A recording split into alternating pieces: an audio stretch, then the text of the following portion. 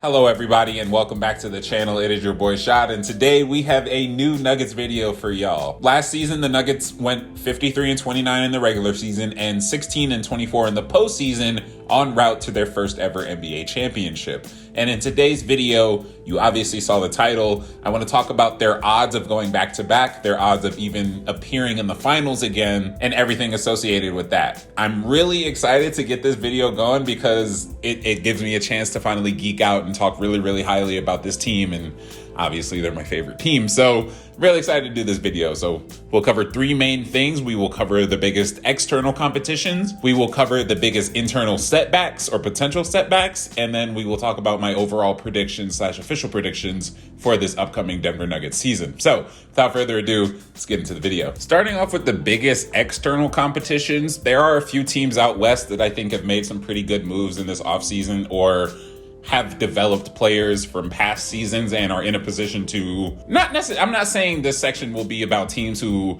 I think are going to have this overwhelming matchup against us or like going to sweep us during the season. No, this section is just about the teams I think will give us the biggest fits during the regular season. And if we meet them in a playoff series, that will give us, some struggles in a 7-game series. I still believe the Nuggets have great matchups literally everywhere in the league. So take that as you will as we go through this list of teams. First off, I want to talk about the Lakers. And yeah, I know the Nuggets just swept them. There was a lot of stuff going on between the two teams. I have to do my due diligence as a unbiased basketball analyst and really give my props to the LA Lakers because I do think they had a really good offseason. I think the signing of AR to a new deal, and I think an underpaid new deal for 4 years, that was a really good thing. They extended Anthony Davis. That's a good thing. They got Gabe Vincent. They got Taurean Prince filling out the backup rotation. They made a lot of good moves to solidify the entire roster. They weren't big splashes like we're used to seeing LA do every offseason. Instead, going for the pieces on the margins, as they say. This is a team that last season went 18-8 after the trade deadline, and they were acting and playing like a top 2 team in the West. And there was obviously a very big reason why they got to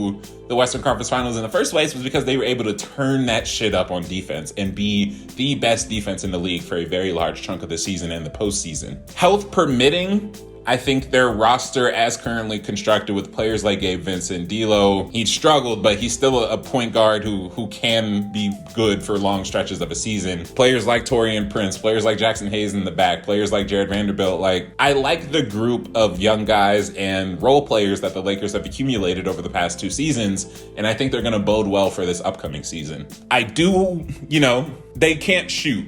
And it's gonna be interesting to see what this roster looks like from beyond the arc going into next season. The Nuggets and Lakers played 3 games this season, and I think my official series prediction will be 2-1 in favor of the Nuggets. I just think ultimately our offense gives their interior focused defense a lot of struggles because we have a lot of good jump shooters, and we saw it in the postseason when we went up against the Lakers. Our 3-point shooting peaked. I think we still have a really good matchup. I think they will give us a fit.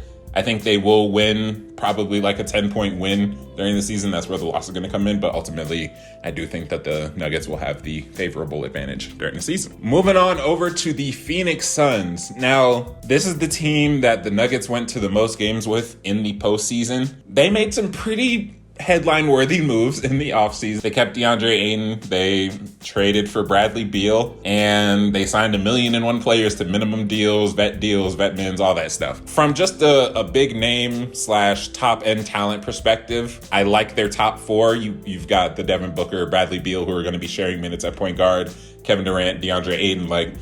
That is a good core 4 to have if you are a wannabe contending team. Not saying that they are wannabes, but I'm just saying if you want to be a contending team. Not trying to throw shots right now. And I know it's really easy to overlook the names that they did sign because, once you look past the Bradley Beal signing, you're looking at all their money's tied up in the top 4 guys. How are they going to fill out this roster? It's going to be a bunch of min guys. And yes, the guys I'm going to talk about are minimum guys, are guys on lower deals. And there is a certain expectation that comes with that. But I think they fill very specific spots on the Phoenix Suns roster that are really going to help this team move forward during the season and really help that top end talent. So in terms of fit, I really like the pickups of Keita Bates-Diop, Yuta Watanabe and Drew Eubanks. I think they all, like I said before, fill very specific roles for this team.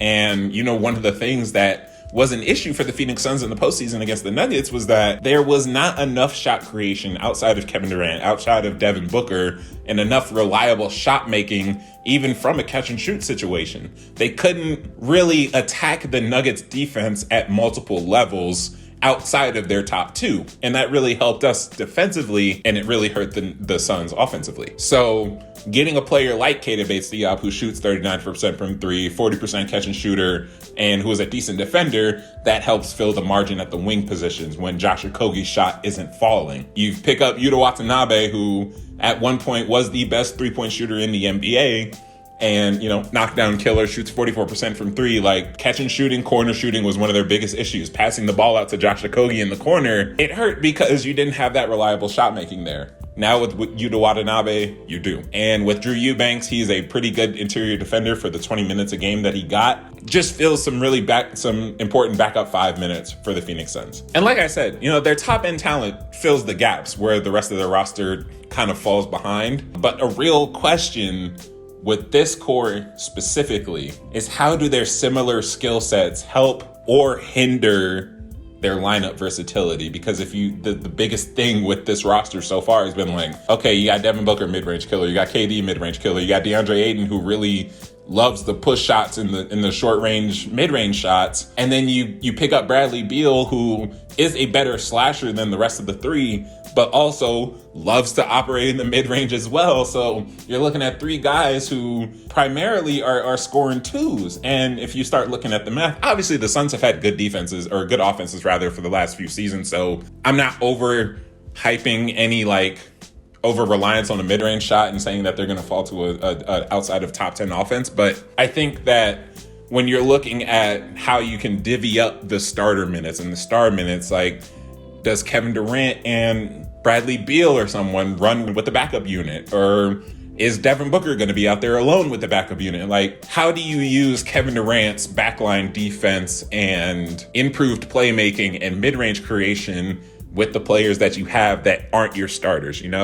I think there's going to be times where Bradley Beal or Kevin Durant are going to miss games, and it's going to impact their depth. But I think it'll be really interesting to see how they go around that with Bradley Beal and Devin Booker. Maybe they split minutes with the starters and the backup unit, but who knows? That's a whole other thing. But my season prediction, they play 3 games against each other this season, the Suns and the Nuggets, and regular season tax, I really do think that the Suns are going to win this regular season series 2-1. If I look at the schedule right now, I believe our games against Phoenix, 2 of them are going to be toward the latter part of the season. We all know what happened to the Nuggets last March and that whole stretch and the losing streak and yada yada. They were coasting. It was a different situation. Could be that again, but who knows? I'm just thinking end of season, later into the schedule tax, Phoenix probably going to take a few. Now, next up is the Timberwolves, and this might be a surprising pick to a lot of people, but it's been universally decided on Nuggets Twitter that the Timberwolves were the team that gave us the most fits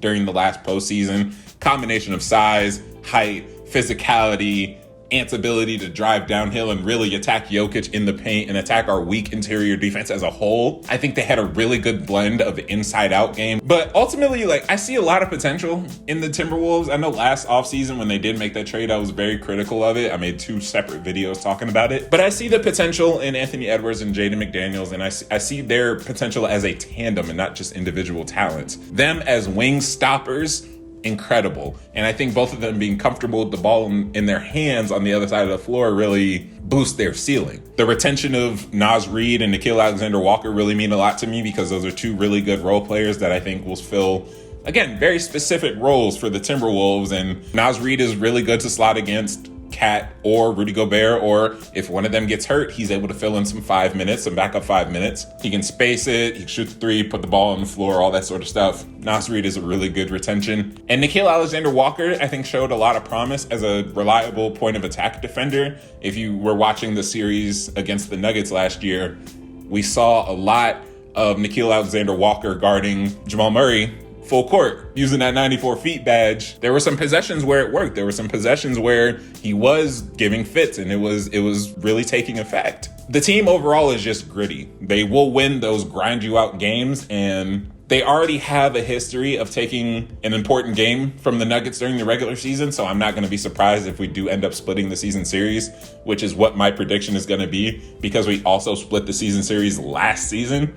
And I think the Timberwolves have gotten better since then. 2-2, my official prediction for the series. I think it'd be fun. I think all 4 games this season are going to be fun, though. Moving on over to the biggest internal setbacks I think this team will have. The bench is something that I just made a whole video on. It was the video before this, so go watch that. It'll be a card up top on the screen. I covered it in that video, but in summary, over-reliance on the younger guys, a lot of weak shot creation in the bench, and our weak bench play, our weak bench names is going to create a lot more pressure on our starter. There are potential health problems with this roster. Obviously, this team has dealt with injuries before. Michael Porter Jr. last season missing with a heel.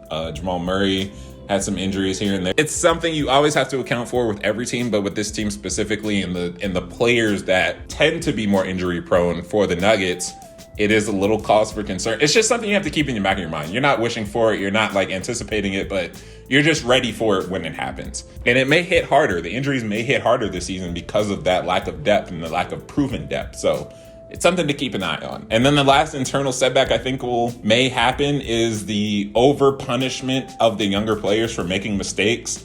It was something I was critical of last season with Michael Malone and specifically with Christian Braun. And, I think he was over coaching him a little bit at the start of the season, not letting him really play, make mistakes and learn from it in game. But obviously, something worked with that. So can't be too mad at it, but it is something that has happened before. And I just want to keep an eye on it for this season, because I think with the amount of young players we're going to have, the mistakes are going to start piling up. And because we kind of have a reliance on the young guys, we just have to let them make mistakes, and we have to coach them through it and not all right, you sitting for the rest of the game. My official predictions for this Nuggets season, I think we're looking at a 55 to 58 win type season. I think we're going to replicate a lot of what we did last year in terms of coasting toward the end of the regular season. And I think we will end up being a 1 or 2 seed. I think we'll end up being a 2 seed again.